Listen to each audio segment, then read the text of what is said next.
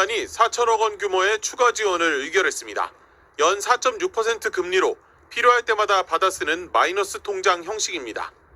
태영건설이 상환에 실패할 경우 손실은 시중은행이 분담하게 됩니다. 태영건설이 이행해야 될 약속과 책임을 성실하게 이행해서 채권단도 이렇게 지원해 주시는 부분에 부합하는. 채권단 대표인 산업은행은 추가 지원이 일시적이라는 입장을 분명히 했습니다. 태영그룹이 자산 매각을 마치는 대로 즉시 추가 지원금을 되갚아야 한다는 겁니다. 문제는 태영이 내놓은 매물의 가치입니다. 핵심 자산인 에코비트의 경우 태영 측은 3조 원가량을 기대했지만 현재 시장 가격은 더 낮은 수준으로 평가되고 있습니다. 고금리와 경기 부진의 여파로 골프장 두 곳은 매각 대신 유동화를 통해 1,400억 원의 지원금을 확보하는 데 그쳤습니다. 사실 많은 자산들을 내놓고 있지만 지금 시장에서 가격을 형성하기가 쉽진 않다. 추가적인 자금 흐름도 내놓아야 될 것으로 이렇게 보여집니다. 태영건설 PF 사업장 59곳 역시 아직 단 한 곳도 처리 방안을 찾지 못했습니다.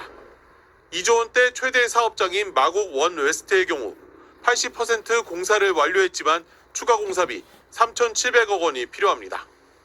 PF 대주단은 워크아웃 등을 고려해 당초 연 9.5%의 높은 대출 이자를 제시한 반면 사업단은 선 매입이 완료된 사실상 무위험 사업장이라며 이자율 인하를 요구하고 있습니다.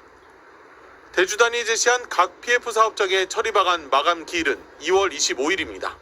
MBC 뉴스 정동욱입니다. 태영건설에 대한 채권단의 지원 규모는 4천억 원 가량입니다. 연 4.6% 이자로 5월 말까지 쓸 수 있는 단기 마이너스 대출인데 하도급 업체 결제 대금 등 당장 필요한 태영건설의 운영 비용을 지원하는 겁니다. 워크아웃 실사 중인 태영그룹은 윤성민 회장 등 대주주의 지주회사 TY홀딩스 지분 전량과 SBS 지분 38%를 담보로 내놨습니다. 채권단에 제출했던 자구 계획 등을 성실하게 이행하는 하나의 일환이라고 봐주시고 빠른 정상화를 위해서 최선을 다할 계획입니다.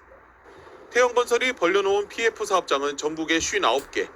태영의 시공을 계속 맡길지 사업장을 매각해 대출금 일부라도 건질지 결정해야 하는데 대주단의 이해관계가 제각각입니다. 당초 지난 10일까지 처리 방안을 제출하도록 했지만 아직 한 곳도 방안을 내지 못했습니다.